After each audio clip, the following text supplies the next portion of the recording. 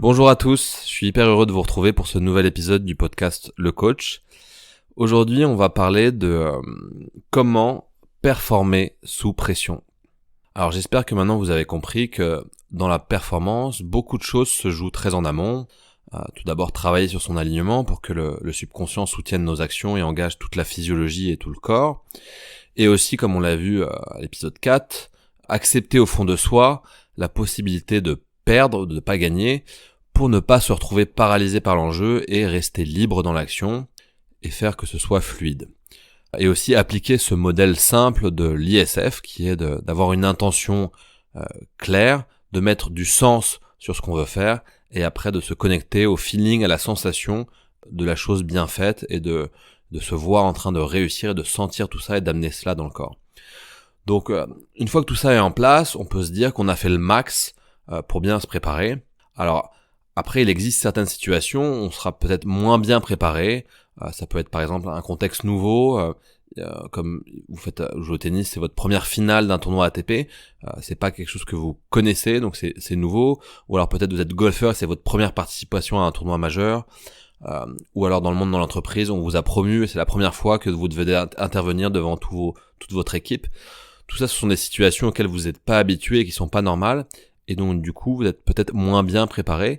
Et c'est là où, dans tous les cas, que vous soyez bien préparé ou pas préparé, ce qui va se jouer quand vous allez rentrer dans l'arène, sur scène, sur le ring, sur le court ou dans la salle de réunion, il y a une seule chose qui va être finalement importante, ça va être la qualité de votre concentration. Et ça va être notre sujet aujourd'hui, c'est de comprendre comment bien se concentrer pour performer sous le feu des projecteurs, et surtout quels sont les pièges classiques à éviter pour pas tomber dans ces travers. Et je vais vous présenter plusieurs outils très simples que vous pourrez mettre en pratique et avoir tout de suite des résultats et être plus performant sous pression. Donc tout d'abord, quels sont les pièges classiques ?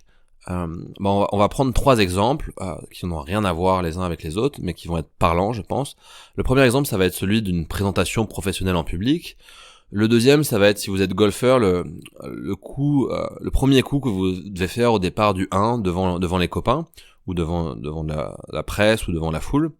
Et troisièmement, on va prendre l'exemple d'un rendez-vous galant. Vous avez une date, un rendez-vous galant, et vous êtes bien préparé, ce rendez-vous est important pour vous. Donc, dans l'exemple de la présentation en public, on peut imaginer que vous avez super bien préparé la présentation, vous avez préparé vos slides, tout est bien étudié, tout est très structuré dans votre tête. Et le piège classique à éviter, ça va être de rentrer dans la salle et de commencer sa présentation et d'être complètement obnubilé par le fait de vouloir retranscrire 100% de ce que vous avez préparé et de rien vouloir rater. Et du coup, vous allez vous mettre dans une posture, dans une attitude un peu rigide. Vous allez être scotché à votre PowerPoint. Et ce qui va se passer, c'est qu'on va pas avoir très envie de vous écouter. Et vous allez passer un peu à côté de la magie potentielle de votre présentation. En ce qui concerne le rendez-vous galant, donc on peut imaginer que vous allez à cette date où c'est important pour vous. C'est une personne avec qui vous pourriez vous mettre en couple. Et donc ça a vraiment de la valeur à vos yeux. Et vous vous retrouvez dans ce rendez-vous et vous êtes pareil complètement stressé et vous voulez absolument faire la phrase parfaite, avoir tout parfait. Et en fait, vous vous rendez pas compte, mais vous êtes complètement déconnecté de la situation et de la personne qui est en face de vous. Vous n'êtes pas du tout dans le moment présent et pas du tout dans la magie de la relation. Au contraire, vous êtes seul dans votre tête, dans un monde imaginaire. Et du coup, il est pas vraiment en train de se passer ce qui pourrait se passer. Et le rendez-vous est pas au top. Troisième situation, donc vous êtes golfeur, vous êtes bien préparé, bien entraîné, ça fait des semaines que vous allez aux practices, que vous faites des parcours d'entraînement et que tout se passe bien. Et là, vous arrivez au départ du trou numéro 1 pendant votre compétition de golf. Et tout d'un coup, vous êtes pris par la peur, par les émotions et les réactions du corps. Et ça devient la panique complète et vous vous mettez à chercher désespérément des solutions dans votre tête, des choses auxquelles vous pouvez vous raccrocher. Et au moment de devoir faire le coup de golf et de devoir enclencher votre swing, vous êtes en mode contrôle total. Vous vous servez de votre tête et de votre intellect pour faire quelque chose qui normalement vous faites naturellement. Et du coup, il n'y a aucune fluidité. Vous faites un coup bien pourri et vous n'êtes pas très content. Donc dans les 3 exemples, on peut dire que qu'on a été dépassé par l'enjeu et qu'on n'a pas eu l'outil de concentration pour arriver à se recentrer et à délivrer son potentiel. Et c'est très frustrant parce que on s'est préparé minutieusement, ou pas d'ailleurs, parce que on se rend compte parfois que peut-être par manque de courage, on préfère pas trop se préparer, comme ça nous donne une excuse si on n'est pas à la hauteur sous pression. Et on pourra se dire, ouais, si on s'était mieux préparé, on aurait réussi, et donc du coup c'est pas si mal déjà ce que ça a donné. Parce qu'en fait, notre ego ne supporte pas l'idée de potentiellement tout donner, de se préparer parfaitement, et de pas être garanti de réussir, et de pas être à la hauteur au moment de le faire. Donc tout ça pour dire qu'il y a des pièges, et face à ces pièges, il y a, je crois, un mindset, une attitude, l'attitude qu'on peut développer. Et la base de ça, c'est quelque chose qu'on a déjà vu, c'est déjà d'accepter profondément qu'on puisse ne pas gagner, même si on fait le max. Un peu comme, imaginez un samouraï s'il avait peur de la mort, et qu'il rentrait dans son combat avec la peur de la mort, il se ferait couper la tête direct. Alors que s'il accepte quelque part la possibilité de se faire couper la tête, et du coup il s'en libère, et il va pouvoir bien se concentrer et être vraiment hyper présent, et pouvoir anticiper avec son intuition et son expérience et son potentiel tous les gestes de l'adversaire. Alors il y a une autre chose qui est importante, je crois, c'est aussi dans sa tête d'être flexible et de ne vraiment pas s'attacher à un scénario parfait. C'est important de se visualiser en voyant un scénario parfait pour se sentir bien, mais une fois qu'on rentre dans le feu de l'action, il faut complètement s'en détacher et accepter tout ce qui va se passer, et être capable vraiment de rebondir et d'être préparé à ça. Donc typiquement, pour la présentation en public, si le PowerPoint marche pas ou qu'il y a un problème technique, d'anticiper et d'être flexible et de rebondir tout de suite, de pas vraiment se servir de ça comme pour se victimiser et se dire que ça va pas bien se passer. Par exemple, vous êtes dans votre rendez-vous de galant et vous faites une tache sur votre chemise, pareil, et vous vous adaptez, vous faites une petite blague et vous rebondissez. Vous arrivez au départ du trou numéro 1 en golf et vous vous apercevez au bord du départ une personne que vraiment vous pouvez pas supporter et que vous détestez. Pareil, au lieu de vous victimiser, de mettre toute votre attention là-dessus, il faut que vous soyez préparé à qu'il puisse se passer des choses comme ça et être flexible. Donc l'attitude qu'on veut avoir, c'est de se dire, une fois que la préparation est terminée et qu'on rentre dans le feu de l'action, qu'il faut à tout prix faire qu'une seule chose, c'est se faire confiance et lâcher ce mental, lâcher cet intellect qui veut tout contrôler et tout questionner. Si je devais faire une métaphore, je dirais que c'est un peu comme un compte bancaire. Tout le travail de préparation en amont, ça nous permet de mettre de l'argent sur notre compte, d'épargner, et on se retrouve avec un stock d'argent disponible, et on peut dire que ce stock d'argent disponible, c'est notre potentiel. Et le jour J, la seule question, sous pression, c'est de savoir si on va avoir accès à ce stock disponible d'argent, à ce potentiel ou pas. Mais l'argent, quoi qu'il se passe, il est là, il est dans la banque. Il y a une seule chose qui va faire qu'on a accès à cet argent ou pas, c'est un peu si on va au distributeur automatique, c'est est-ce qu'on va faire le bon code. Et le bon code, on le fait quand on a la bonne attitude et qu'on sort de ce questionnement mental permanent pour juste se faire confiance, lâcher prise et être présent et être pleinement connecté à ce qui se passe. Donc, pour prendre un autre exemple, c'est un peu quand vous cherchez quelque chose dans votre tête, par exemple vous avez perdu un prénom et vous le cherchez, et plus vous le cherchez, moins vous le trouvez, plus vous vous agacez, moins vous le trouvez, et vous passez comme ça des minutes et à chercher mentalement, et en fait ça se passe pas. Alors que si vous lâchez prise et que vous vous dites que vous allez retrouver le prénom, et bien comme par hasard au bout d'une minute le prénom revient tout seul. Donc pareil, le prénom est là, l'argent est sur le compte, et il faut se faire confiance et avoir la bonne attitude. Pour se faire confiance et avoir la bonne attitude, c'est important d'avoir des bons outils de concentration. Et aujourd'hui, je voudrais vous partager quelques pistes, quelques outils que vous pouvez expérimenter dans votre quotidien professionnel, personnel, au départ du 1, dans votre présentation ou dans votre rendez-vous galant ou dans toutes les situations où vous vous retrouvez sous pression. Le premier outil, je dirais que c'est de se servir de ce feeling, et se servir de ce feeling auquel on avait connecté avant le départ du coup, qui était ce feeling de la réussite, ce feeling de se sentir bien et de sentir que ça se passe bien. Typiquement un exemple, quand je travaille avec des enfants, je les fais se connecter à une version d'eux-mêmes qui est un peu un super-héros. Donc je les laisse me trouver un nom de super-héros.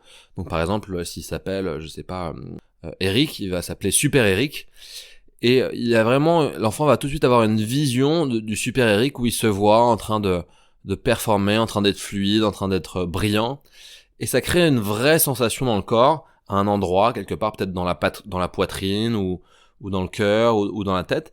Et je vais lui demander de se concentrer sur cette sensation et de l'ancrer en lui pour que le jour où il arrive et qu'il doit délivrer sous pression, il puisse réactiver cet ancrage, réactiver cette sensation et se mettre dans ce feeling de super-héroïque.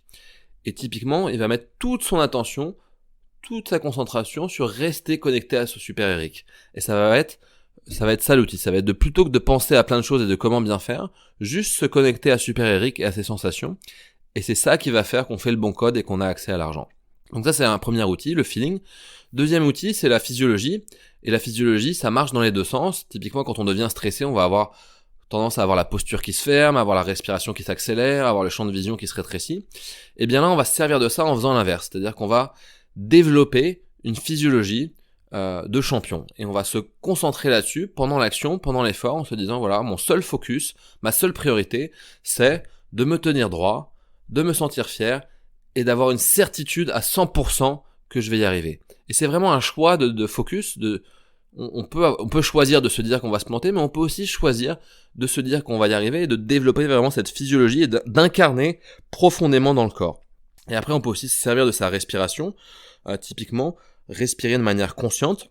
Par exemple, respirer dans le cœur. Vous mettez votre attention dans la zone du cœur et vous respirez de manière consciente et confiante dans le cœur. Et donc voilà, donc ça fait que vous développez une physiologie qui s'ouvre, une posture qui s'ouvre et vous vous donnez pareil toutes les chances d'accéder à l'argent sur votre compte et de faire le bon code. Donc ça c'est le deuxième outil. Le troisième outil, c'est un outil très simple mais qu'on utilise très peu alors que c'est à notre disposition devant nous, c'est le regard. Et typiquement le regard qu'on a envie d'avoir, c'est le regard d'un enfant de 5 ans qui est curieux et qui découvre. Il rentre dans une pièce, il y a des choses partout et il regarde, il observe. Et ce qui est très important, c'est qu'il observe sans juger. Il observe avec curiosité et avec tous ses sens. Donc là, c'est pareil. Vous êtes à votre rendez-vous galant et vous pouvez décider d'observer, de regarder. Et de vraiment regarder avec curiosité, sans juger.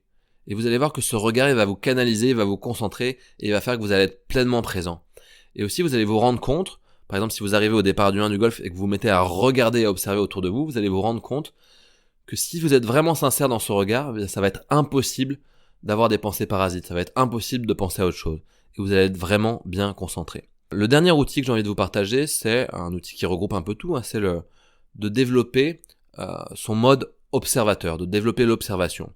De plutôt que d'être pris par le flot de ses pensées, d'être pris par ses émotions et de partir en sucette, eh bien c'est de rester présent en développant sa capacité d'observation.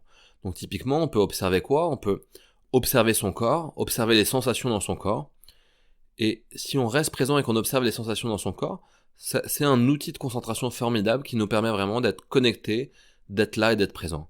Là, par exemple, en même temps que je vous parle, je pourrais réfléchir à tout ce que j'ai envie de vous dire, mais je vais me concentrer sur sentir mes appuis dans le sol, sentir mes mains, sentir mon corps, sentir l'espace autour de mon corps. Et quand je fais ça, ça me concentre, ça me canalise et naturellement, les bons mots, les bonnes phrases, les bonnes paroles arrivent et je peux continuer à enregistrer ce podcast tranquillement. Deuxièmement, à l'intérieur de ce mode observateur, c'est aussi observer ces patterns, observer ces pensées parasites et juste se dire tiens, elles sont là et je les laisse passer. Et donc c'est un mode observateur où on est vraiment acteur et on décide de ne pas penser à ces pensées. Donc c'est un paradoxe, mais la seule chose auquel on pense, c'est de ne pas penser. Et au contraire, on les laisse passer ces pensées, on les laisse flotter. Et on va voir que si on garde cette distance saine avec ces pensées, eh bien, elles ne nous prennent pas en otage. Donc voilà, 4 outils texte simples, le feeling, la physiologie, le regard et l'observation. Et après, vous pouvez développer vos propres outils. Mais l'idée, c'est vraiment d'être dans cet espace où justement vous mettez de l'espace entre vous et vos réactions, entre vous et votre mental. Et vous êtes vraiment présent, vraiment là, vraiment connecté à l'autre, à la situation. Et quand vous faites ça, il y a une sorte de magie qui s'installe et vous allez avoir seconde par seconde accès à votre potentiel, accès à votre intuition, accès à des bonnes idées, accès à une bonne blague, vous allez être capable de rebondir, vous allez être capable de transformer. Et c'est vraiment tout ça que représente l'art d'être un champion et de performer dans l'instant présent. Alors après, tout ça ne sera jamais parfait, c'est ça qui fait que c'est parfait. Donc plus on accepte les imperfections et plus on rebondit en permanence, plus on devient vraiment cet artiste, ce champion qui performe dans toutes les situations. Donc voilà, je vous encourage à expérimenter et je serais très content si vous pouvez me partager ce que vous avez appris, ressenti, vos retours. Je suis à votre écoute et à très vite. Bonne journée à tous.